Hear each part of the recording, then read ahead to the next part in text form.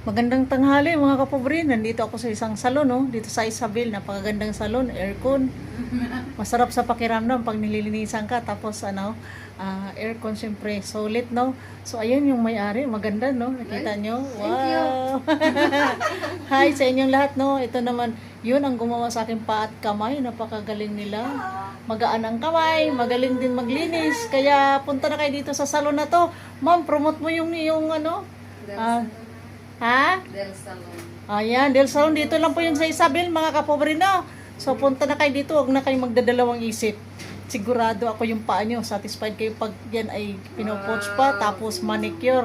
Napakagandang salon to dito. Kaya, huwag na kayong huwag na magdadalawang isip talaga, kasi panahon na para linis ng paa, dahil masarap maglinis ang paa eh. Diba, mga kapobre? So, di na magtagal ang ating usapan, mga kapobre. Tanghali, mainit sa labas. So, nandito ako sa loob, no, nagpapahinga. Yan, bye! Thank you for watching. Pa-share naman dyan.